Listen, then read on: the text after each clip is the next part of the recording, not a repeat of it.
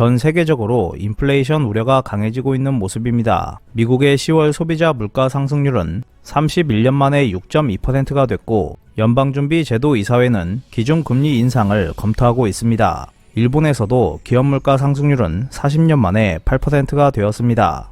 이번 인플레이션의 원인이 일시적인 공급망 혼란이라는 시각도 있었지만 12월에 들어서면서 연방준비제도이사회는 인플레이션은 일시적인 현상이 아니다라고 입장을 바꿨습니다. 하지만 일본의 소비자 물가 상승률은 11월 속보치에서도 0.1%에 머물고 있었습니다. 세계적인 인플레이션의 직접적인 원인은 유럽을 중심으로 한 탈탄소화 움직임으로 화석 연료에 대한 투자가 줄어들면서 자원 가격이 상승한 것에 있습니다. 하지만 원인은 그것만이 아니었습니다. 하버드대의 케네스 로고프는 이번 인플레이션율이 1970년대와 비슷하다고 주장했습니다. 이는 일반적으로는 석유 파동이라고 생각하지만 유가 상승은 계기일 뿐이었습니다. 본질적인 문제는 재정 적자에 따른 과잉 유동성에 있었습니다. 과거 미국 정부는 베트남 전쟁에서 큰 적자를 안고 인플레이션에 시달리고 있었습니다. 여기에 1973년 10월 석유 수출국 기구의 원유 수출 금지로 유가가 단숨에 4배까지 치솟으면서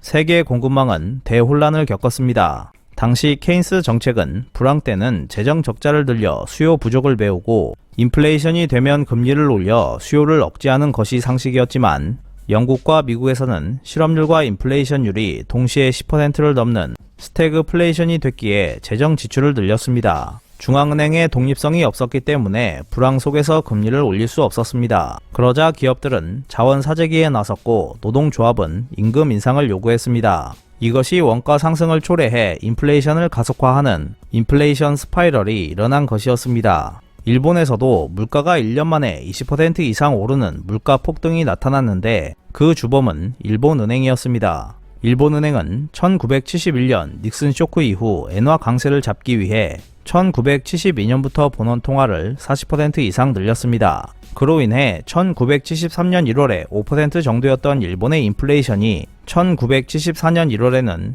25% 이상까지 치솟아 버렸습니다. 석유 수출국 기구는 충만한 과잉 유동성에 불을 붙였을 뿐이었습니다. 이때 중요한 것은 인플레이션 예상이 형성된 것입니다. 예를 들어 예상 인플레이션율이 5%라면 노동조합은 3% 임금 인상에 5%를 추가해 8%의 임금 인상을 요구하고 그것이 가격에 전가되면 인플레이션이 가속화됩니다. 1973년 1차 석유 파동 때는 일본도 거대한 인플레이션을 겪었지만 1979년 2차 석유 파동 때는 그다지 큰 인플레이션이 일어나지 않았습니다. 그때는 일본은행이 지급 준비율을 올렸기 때문입니다. 지금까지의 상식으로는 불황일 때 금리를 올린다는 것은 상상할 수 없었지만 당시 일본은행 총재였던 마에카와는 재할인율을 9%로 올려 인플레이션을 억제했습니다. 당시에는 일본의 재정 적자가 적었으므로 불황은 그다지 심각하지 않았으며 일본은 선진국 중에서 빠르게 경제가 회복되었습니다. 미국에서도 폴 볼커 FRB 의장은 금리를 올렸고 영국에서도 대처 총리가 금리를 올렸습니다.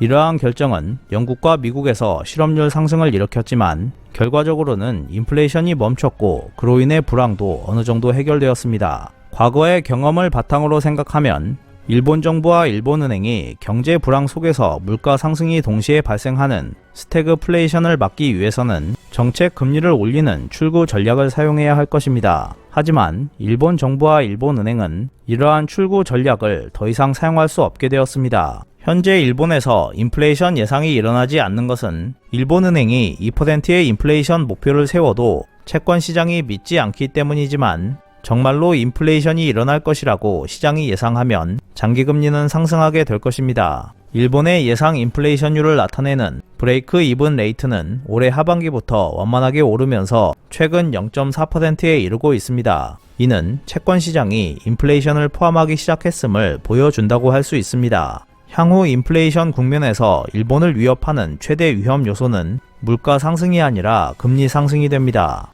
일본의 국가 채무는 1970년대와는 비교가 안 될 정도로 크게 늘었습니다. 일본의 국채 잔액은 1971년 9조 5천억엔이었지만 지금은 126배가 넘는 1200조엔을 넘어섰습니다. 현대 화폐 이론을 주장하는 일본의 경제학자들은 국가 채무의 절반을 일본은행이 보유하고 있으므로 걱정 없다고 말하고 있지만 이는 잘못된 생각이라고 할 수 있습니다. 일본은행은 일본 정부의 일부이므로 국채를 일본은행이 사는 것은 모회사의 사채를 자회사가 사는 것과 같기 때문에 통합 정부의 채무는 같다고 할 수 있습니다. 국채라고 하는 장기 채무가 일본은행 당좌 예금이라는 초단기 채무로 대체되었을 뿐 금리 리스크는 커졌습니다. 538조엔에 이르는 일본은행의 당좌 예금에 현재 적용되고 있는 0.1% 금리가 2%로 오르게 되면 일본은행은 연 10조엔이 넘는 이자를 부담해야 합니다. 그렇게 되면 자기 자본이 6조엔인 일본은행은 자본 잠식에 빠지게 될 것입니다. 이보다 더 큰 문제는 일본의 민간 금융기관이 보유하고 있는 500조엔에 가까운 국채입니다. 금리가 오르면 이미 발행되어 유통시장에서 매매되고 있는 채권에 평가 손실이 발생하게 됩니다.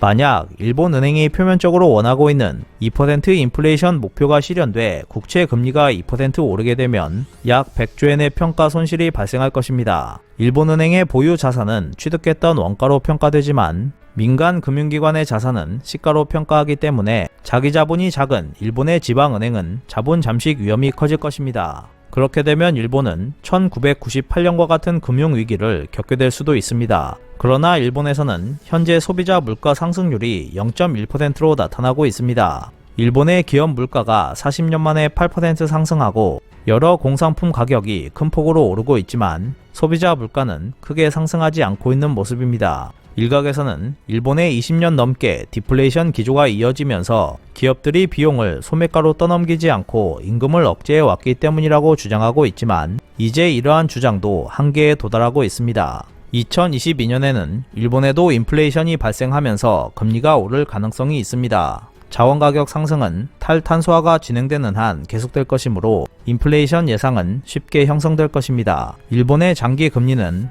일본은행이 일드 커브 컨트롤이라는 것으로 억제할 수 있지만 그렇게 되면 1970년대와 같이 인플레이션 폭등이 일어나게 될 것입니다. 그렇다고 금리를 올리게 되면 일본의 금융위기가 발생할 수 있습니다. 이러한 딜레마는 1970년대에는 없었기 때문에 예상하지 못했을 수도 있습니다. 시장이 인플레이션 예상을 믿을 때 장기 금리가 2%가 되는 일은 충분히 있을 수 있습니다. 그렇게 되면 일본이 쌓아둔 1200조엔이라는 국가 부채는 일본 경제를 파괴할 시한폭탄이 될 것입니다. 따라서 한국은 혹시 발생할지도 모르는 일본발 금융위기에 대응할 수 있도록 가상 시나리오를 준비해둘 필요가 있어 보입니다.